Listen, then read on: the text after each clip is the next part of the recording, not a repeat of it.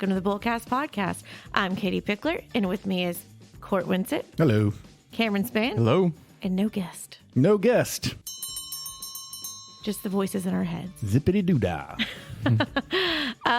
So this is kind of a fun episode. There's been a hot show that just ended. And so we're going to try not to give any spoilers in this in case you haven't seen it, but we are talking about Succession.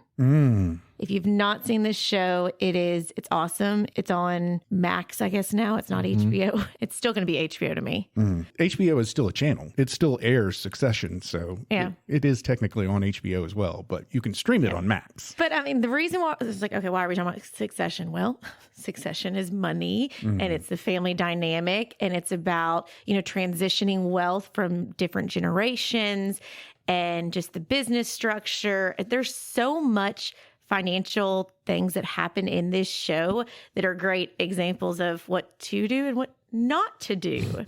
It's a great show. You've got the older boss man who created this empire, and he is harsh and violent and just, he's made an empire for himself. And then you have his bratty kids who want a piece of the pie, and they think they deserve it. And they end up going to war over this company. And I love the show because it is so fast-paced and witty, and the dialogue reminds me of Aaron Sorkin shows. You know what I mean? Bam, bam, bam, bam, bam. Yeah. And we were talking about this show earlier, and you have a bunch of great characters that are like, everyone can kind of like find their favorite, but the thing is, none of them are good. You like find your... What is the least bad? Yeah, the least bad. And so actually our list for this episode is ranking Succession characters from least to most despicable.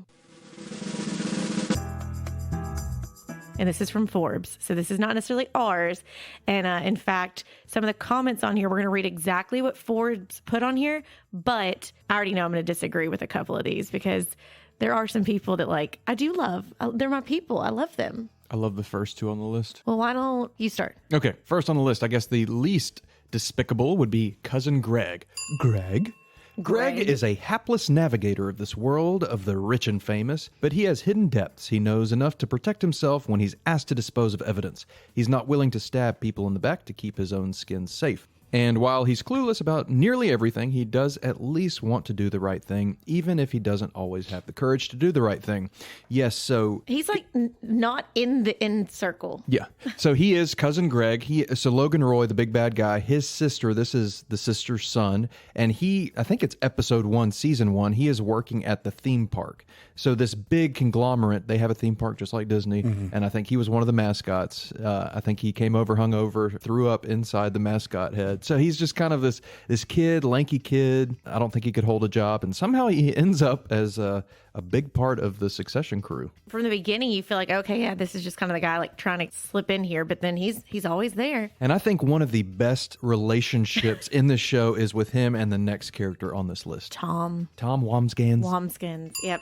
So definitely Greg and Tom are buddy. Their conversation on this show is amazing because it's just...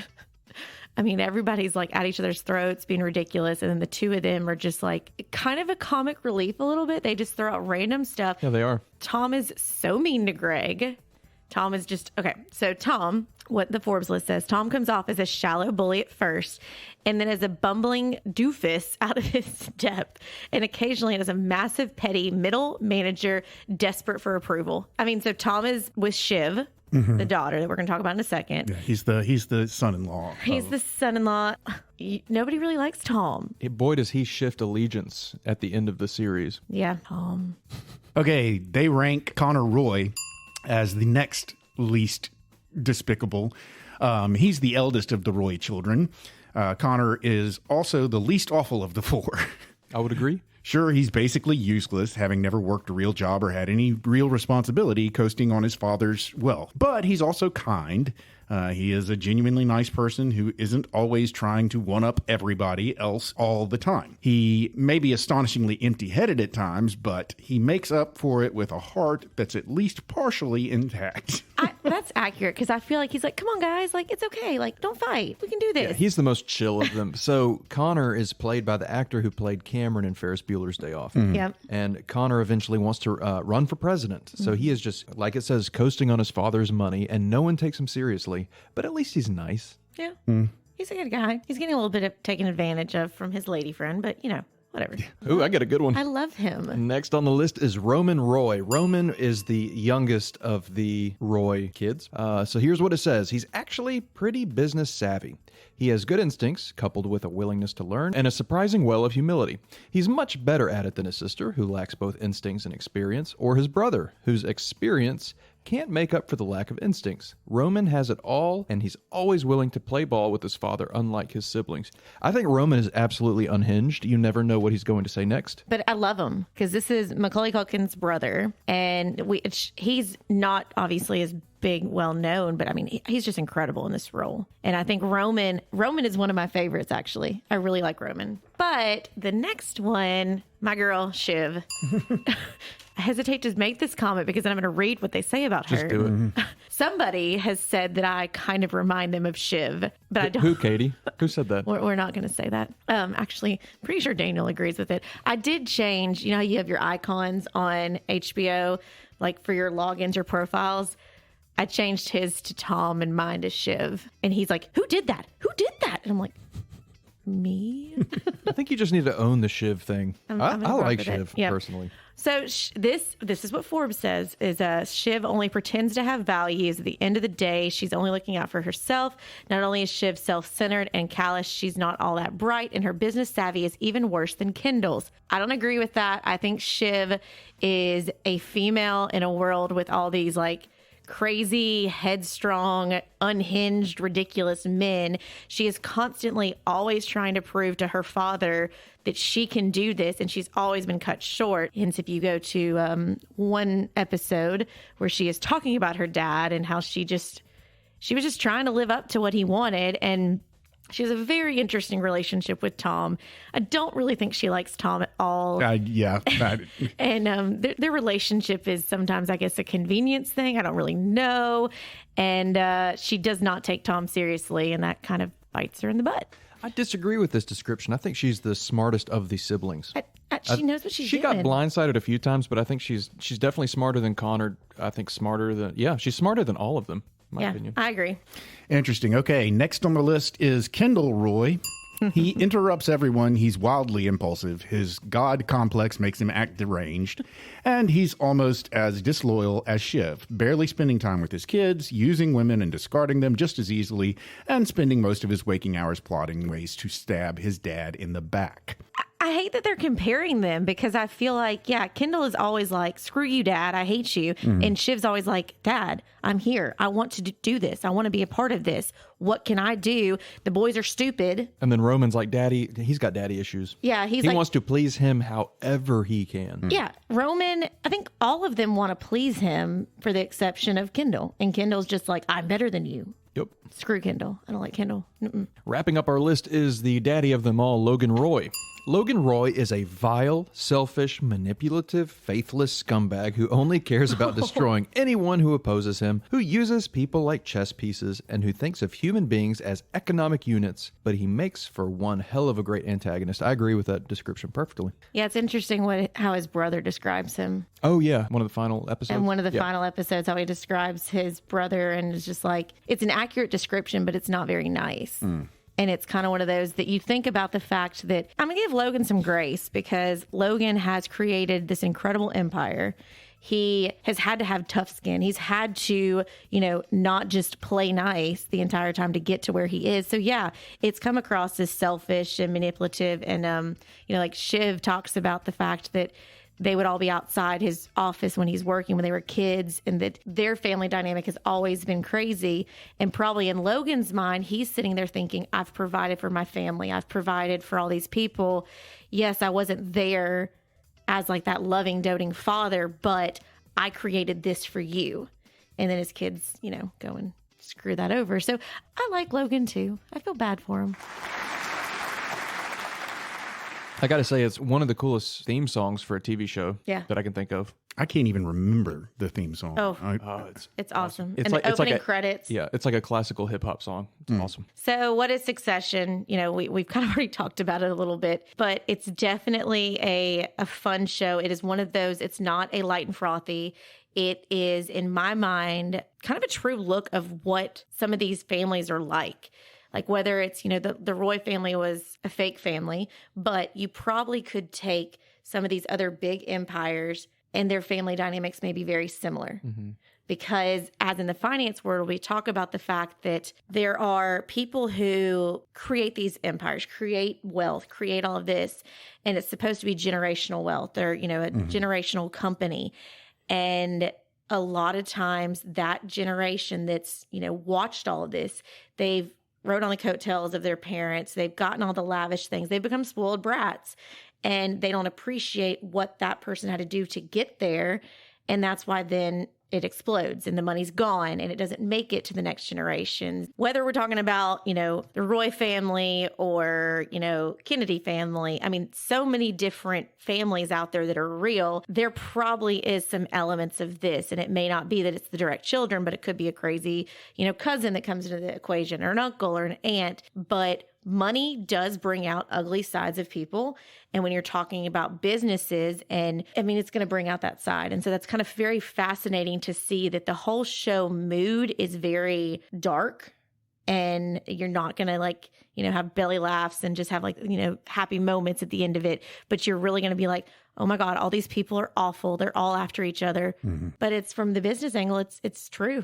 It happens. This is unfortunately the way people get to the top sometimes is on top of other people. Yeah, it shows how cutthroat the business world is, at least for the highest tier executives and the big businesses. Yeah. So I'm going to hold off on the recreation of Kendall's rap and for a little bit because yes, as Cam, I think you said Kendall's kind of unhinged and just all over the place or you said Roman was, but they both kind of are. Everybody's unhinged. Yeah, everybody's unhinged.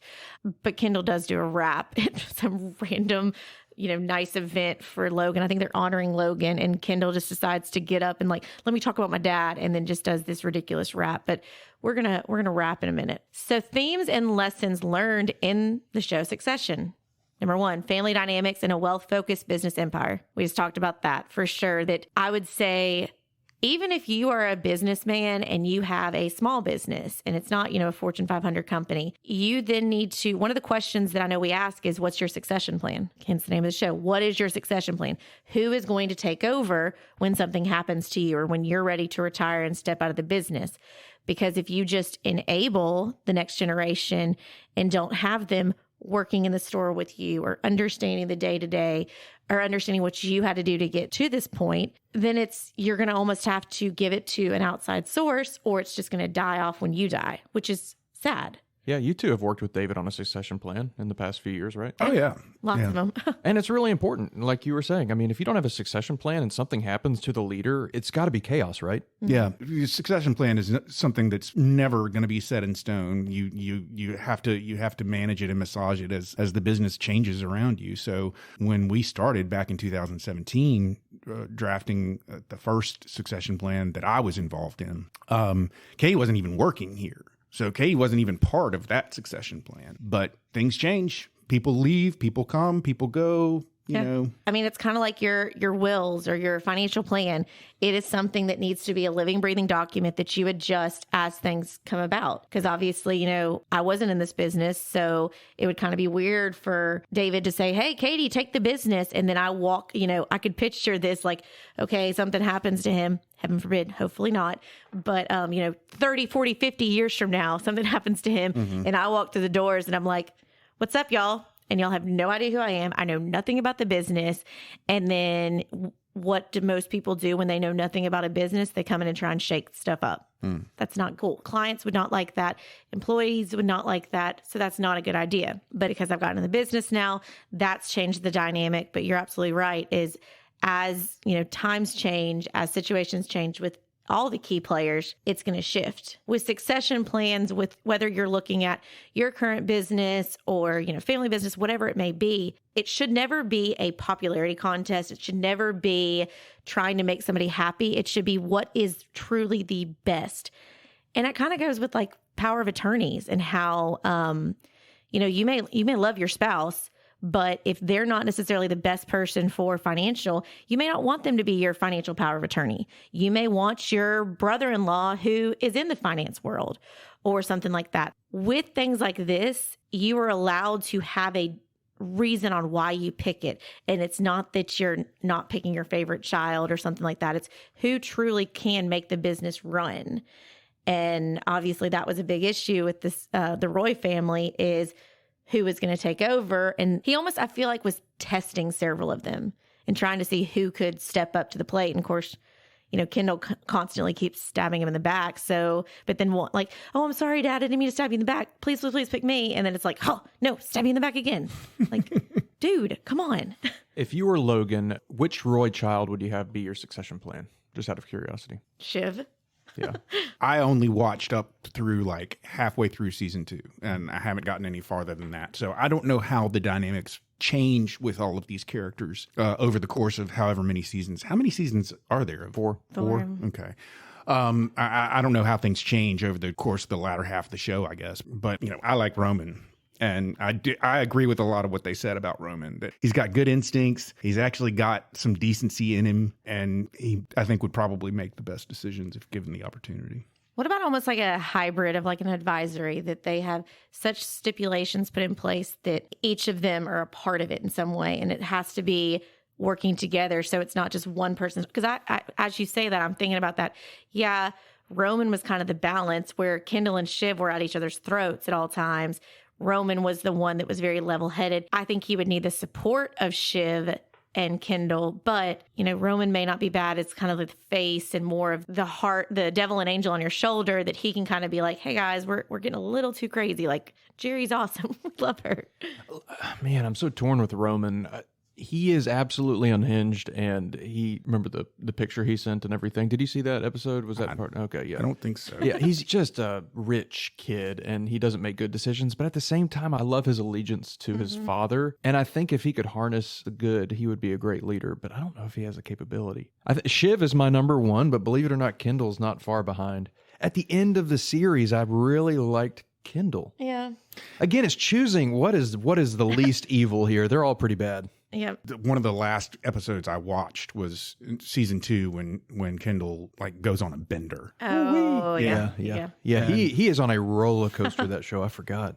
Well, so then that goes into the next lesson. So we talked about the importance of succession planning, the dangers of greed and power struggle. Money will change people. That is so true, in the fact that if somebody knows that they possibly can get inheritance, that they can possibly be a part of a business, it's going to change who they are. They're going to end up doing things that they never thought they could or would. One of the most common things that I hear from parents coming in to do estate plans is, oh, our kids will never fight like that. It'll be fine. We trust them to do the right thing and behave. And then, 20 years down the road, parents are gone, kids start fighting. Kids start fighting over the money. I mean, it happens so often. It's sad, but it's true. If you have a significant size estate, they're going to want their share. They're going to want their fair share, and they're going to immediately start assuming that some other sibling is trying to screw them out of their fair share. I mean, it doesn't always happen, but it's common enough that when parents tell me, oh, our kids won't fight, I usually just say, still, we're going to have mechanisms in there in your last will and testament to make sure that they can't or they won't. It's better to have it in black and white, and so that there's aren't any questions about it. Because it's like, Cam, I know you have great relationships with your siblings, but even if it's not even like a power struggle, it's just more of an emotional moment of like, hey, if something ever happens to your parents, who is going to be the one that is going to be making the decisions? That's me. So I mean, that's like, I'm the executor. Yeah. Yeah. Because I'm the only boy. But yep, it becomes like a wrestling match when a large sum of money becomes available. And estate planning is cool because it helps alleviate some of that. Can you imagine if you didn't have an estate plan and this large sum of money became available? It's a free-for-all, right? Oh, yeah. I mean, do y'all see the stuff going on with, the continued stuff going on with the Presleys? And how, with Lisa Marie passing away, and then Priscilla trying to sue the estate of Lisa Marie. And then now I saw that Riley, her daughter, is now taking over. And so it's making things worse when it should be like, hey, no, this is black and white. This is what it is. This is what was said. No questions asked. Boom. Because money does change people. Money changes everything. Okay, so the next one, the impact of public perception on business success. That's absolutely true of if the media is saying one message, that whole cancel culture situation, really. It's like you've got to, and there's another one on here of the impact of company culture on decision-making processes.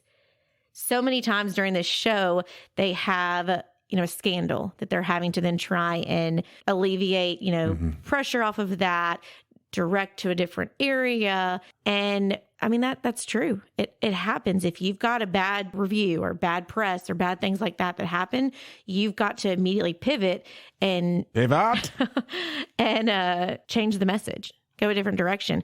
Instead of that, I think the fact that Roman has had some very unhinged moments, like you worry about, are those pictures he sent on, are those going to surface?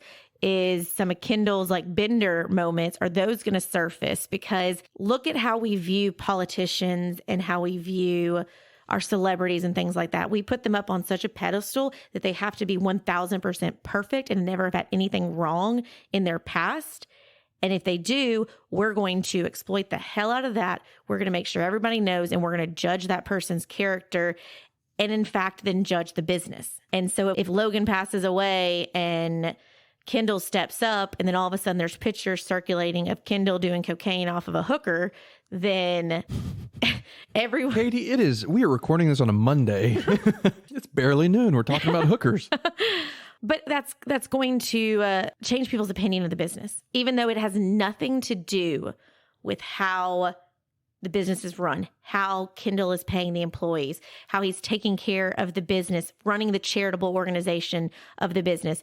None of that really matters that he at one point had a bad day and a picture was taken of him, but it does matter because then people's opinions are changed. Absolutely. And it sucks that, mistakes you make in the past can come and bite you. But think about, you've seen movies, you've seen things of why politicians and different high-level business executives try and, look back in their past and figure out, what's out there. And I mean, we've all kind of made those jokes of like, haha, well, when I become president, like, make sure those videos never go anywhere, make sure those pictures never go anywhere. And it's a joke, but it's true. And it goes back to the greed. Your best friend that was standing right next to Kendall when he's, doing the cocaine and he was doing cocaine with him. If somebody offers him a bunch of money for that photo, Kendall who? I don't care about Kendall anymore. Here's the picture. I get all this money now. And so that's kind of, again, full circle back to, oh, my kids will never fight. They won't do anything. Put them in the right situation. People change. 100%. Okay, the next lesson on here, the role of communication and transparency in business success. Communication is important, but I also think it's keeping your circle closed, and how with the Roy family, he had his key executives. He had his people that he went to for things. And then you see throughout the show, Kendall ropes his people up, Greg and Tom are thick as thieves and they kind of work together. But there's all these secrets and all these, people are not communicating with each other, what's happening. And then that's where you see like people jumping to different groups and like communication's always important, right? Yeah, no, you're absolutely right. Again, I can only make reference to the parts of the show that I've seen, but early on, I don't know if y'all remember, but in the first season, basically Logan isn't around for a while. I mean, you don't see him, and then Kendall basically screws some stuff up, and Logan catches wind of the fact that Kendall's gone and messed some stuff up, and is like, he basically steps in and takes back over, for want of a better way to put it, where Kendall had been doing everything. And that's really kind of a long way for me to say that probably a lot of the mistakes that Kendall made in that first season wouldn't have happened had there been more clear communication. Yeah. A successful succession plan, how many times can I say that, should be that you literally plop one person out and plop the other person in, and everything still runs smoothly. It should be that things like that person is armed with where the bodies are hidden, what's the proper thing, how do things need to run. It's kind of like I tell people back when I was planning weddings and events and stuff, that I want to be your mind and your brain on your wedding day. I want to know what you want and what you don't want. So when something comes up, I can act on your behalf without having to bother you. And it would have been as if you were the one making the decision, because they've given me enough information that I feel empowered to act on their behalf. That's how I feel a proper succession person should be, is that they are armed with the information, or they're armed with the correct, dream team around them that can make sure that that dream team around them can help get this new succession person up to speed, make sure they know what's going on, and that business keeps running. Because that is the biggest scare, and we saw it in the show. Markets react when CEOs pass away or step down. And so it's, as a business, you have got to make sure you give that confidence of, no, we are still moving forward. Like when Logan had the, was it a heart attack? Is that what he had early on? Can't honestly remember. But something where he ended up being in the hospital, and then they were trying to make sure they weren't letting it get released that he was in the hospital, and trying to make it known, like, hey, things are going to still run okay. It's going to be okay. There's no such thing as too much communication. No fuzzy details. And if you've got those clear details, then it helps from screwing up. Okay, so importance of company culture. Succession highlights how many company cultures can impact the success or failure of a business. We talked about that. The Roy family's culture of greed, manipulation, and disregard for others. It's kind of the old phrase of, you don't burn bridges because you never know when that's going to come back. And, I've said this a lot to people recently, is that even if, so in our business, if somebody decided that they wanted to move their accounts out, like we've had a situation where somebody passes away, we're managing their estate, and then say that, 1 out of the 3 children, they want to take their money away. They have their own advisor. Okay, we're going to manage that of totally fine. We'll help you do this. And because you never know, if we were to be a turd about it and be like, no, like we can do it better. Like we've got this, like, then it's going to send a message and put a culture out there that we're difficult to break up with. We're difficult to, not that I want people to break up with us, but it's that kindness, I guess. You never know when you're going to be faced with that person again, and it's going to come back to bite you in the butt because you were so terrible to that individual. And I think the Roys definitely have a lot of people that they were pretty terrible to, and it comes back. Can you imagine being their PR team? Oh. What a nightmare. Crisis management day in and day out. Yeah. And always constantly wondering, like, okay, what kid's going to do what next? Yeah. Just managing snobby kids. It's like, what's going to come out of their mouth? What are they going to text? Yeah. What are they going to tweet? Yeah, absolutely. But you've got to keep the integrity of the brand. So, the importance of creating a positive and inclusive company culture. I feel like that whole culture at that company was very much on edge of who's going to get, like, so many people got fired so many different times, but they were so used to it that they're like, okay, sure. And then like slowly walked away. And then before they could even throw like the first thing in a box, it's like, you're not fired. What are you talking about? Don't be that person. Don't be that toxic culture. Okay. Financial management. Succession emphasizes the importance of financial management and control. Yeah. You need to make sure you got your finances in order. Duh. Yeah. I think that, again, early on, a lot of the mistakes that are made definitely are money related. And as a matter of fact, I think the very first episode, it kicks off with them in a potential hostile takeover, or? There's been several hostile takeovers that have been brought up. There's been potential lawsuits against their cruise lines and things that were being covered up and brought up about like blackmail and stuff like that. They've had a lot of shady stuff thrown at them. And, the other one on here is the focus on profits and returns at the expense of ethics and integrity, which, there is definitely a moment where there's a lawsuit up against them, and Shiv goes and tries to intimidate one of the witnesses. Again, money will make you do crazy things, and that's where you do need a really good PR team that is kind of like your sounding board of like, hey, I'm about to go do this because I think it's going to help the business better. Just so you know, in case this gets out, like, I need you to spin it. Yeah. Don't worry, Cam. We're not going to start doing that here at Pickler. Bring it on. The next bullet under this heading is the importance of following ethical financial practices and the impact of unethical practices on the business's reputation and profitability. Obviously, we build our reputation around the fact that we are a fiduciary. We are looking out for the best interests of our clients first and foremost, and that informs everything that we do. That is a massive part of our culture overall. And you're dealing with a little bit of a different situation with succession in that you're actually dealing with shareholders. Yep. And when you're dealing with a corporation that has shareholders, you're ultimately answering to the shareholders. And you start doing things that are financially expedient. that are easy, that are going to put up the fewest number of barriers to successfully being able to report back to the stockholders that, hey, our earnings were this, we were this profitable, you're getting a dividend, or whatever report you're giving to them, or the value of your stock has gone up because we've increased the value of the company and our stock price has gone up, whatever. Ultimately, you're looking at financial motivations for what you do and how you do it. And, obviously that's not necessarily the best thing to look at. Well, I mean, even people in our industry, like, you're going to get caught.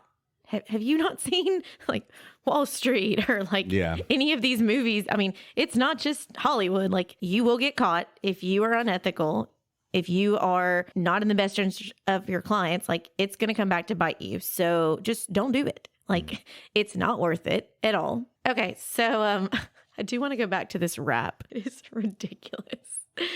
So Kendall, they're honoring Logan, and he decides to get up. He's dressed in his suit, looks like he's about to be really proper. And then he has like a DJ. He's like, we got this sick beat. He takes his button up and his jacket off, and he's got like it's almost like a throwback basketball type jersey. And it's like L to the OG. And I can't read some of the lines because it's not appropriate for Bullcast. But I just think it's hilarious because talk about the PR nightmare. Kendall is up here. This is a room full of people. I bet the PR team was sweating. Yeah, that are honored. And I actually watched the first part of this clip. And as he's taking the jacket off, Shiv goes, is he about to strip? What's happening here? And Roman's like, oh yeah, let's see what happens. Like, they're feeding off each other because, again, it's kind of the dumpster fire of like, we knock him. I mean, you almost picture above their heads, like, okay, this person's out now. Okay, now they're back in. Okay, this person's out. Like, they're constantly fighting against each other, the ultimate sibling rivalry. But he's rapping along to Beastie Boys, an open letter to New York City. And so he's singing it about his dad, born on the North Banks, king of the East Side, racking in loot, but king's my daddy, like Logan big ballin' on Hampton's time, L to the OG, do be the OG, A1 rating, 80K wine, don't get me twisted, father of many, paid all his dues. So he is literally telling all these people like, yo, daddy's like high up here because he's done a lot of stuff and he's been cutthroat and now he's rolling in it, and y'all are giving him this prestigious award, and I've just like tainted this entire thing. It's funny. If nothing else, just go and YouTube that, and Logan is just like staring him down like, what is wrong with you? Like, what is happening? Of course, then I like think about the fact that David was National School Board president and his inauguration party was in California, and so like we had to bring the Tennessee to California. And my cousin Lee and I, we were doing karaoke, and him and I got up there. Lee and I got up there, and I put my sunglasses on so no one would know who I was because I didn't want to embarrass Dad because we did big butts. So like, I'm like, oh, did Dad think like I was acting like Kendall and I was embarrassing him? No, you're Shiv. Exactly, I'm Shiv. It's fun. Okay, questions and opinions to kind of wrap up this fun little episode. Who is your favorite character on the show? I think we kind of talked about that a little bit. Tom, but we didn't talk about Jerry. I really like Jerry. I like Jerry too. The in-house counsel. Oh, is that a woman? Yeah. I remember her. I did like her. And her and Roman, they have a very interesting relationship. Yeah. They do, for sure. And it's their mother is very interesting. Yeah. Because she's British and she's just very like cutthroat, and you can tell like I kind of feel sorry because the mother is very like hard on all of them, and then you've got Logan who almost looks more comforting than the mother. Yeah. Because she is just like, oh no, I'm sorry you weren't loved. It's okay. Who is your least favorite character on the show? Again, limited experience here, limited knowledge, but I really hate Kendall. Yeah, I hated Kendall. Oh, I'm trying to think of some other characters in the show. Greg was kind of annoying to me. Oh, you didn't like Greg? I didn't like Greg. I think he just, I don't know. He's got annoying towards the end, I guess. For least favorite, I will go with Logan. We're not talking about like acting or anything. He's amazing, but just the character. Just brutal, like painful to be around, painful to watch the way he like treats others. Yeah. Okay, I'm going to throw one in here. A character that didn't get enough recognition. I mean, I know we already mentioned Jerry, but she's still really high up. Like, I'm thinking of like Logan's brother, the girl that older son is with. Oh, I have an answer for this. Kendall's wife and children. Yeah. We never see them. I don't think he sees them. They just exist. No. And that's some cutthroat of it, the end when they talk about how the correct heirs and that whole dynamic. Okay, I could talk about Succession all day long. Obviously, it's got a lot of great messages in it, but kind of want to just throw a fun one here to you. And I'd love to talk about some of the spoiler stuff, but I guess we'll be appropriate and wait at least, several months before we go into the whole how it ended and our opinions on that. But that's Succession. Hopefully you learned some fun lessons on how to take advice from the Roys and to not do things like the Roys. One of the things that I have done is I have used Succession when I am describing other television shows. So like, for instance, when I first got into Yellowstone, I was like, oh, it's kind of like Succession, but on horses, But I also remember when Succession first came out, I was talking to my mother-in-law, and she was a fan of the show. And I said, this was early on in the show. It had not been, I don't think even the full season had aired yet. But I made the comparison of the Roy family to the big, rich family that happened to be on the tip of everybody's tongue around that time that Succession started, because Mr. Daddy Trump was president of the United States at the time. Oh, yeah. And I was like, these kids, they remind me of... Oh, I'm sure there's some elements that you could switch Donald Trump to Logan Roy and Ivanka to Shiv and for sure. And Eric to Kendall or Roman. I don't know.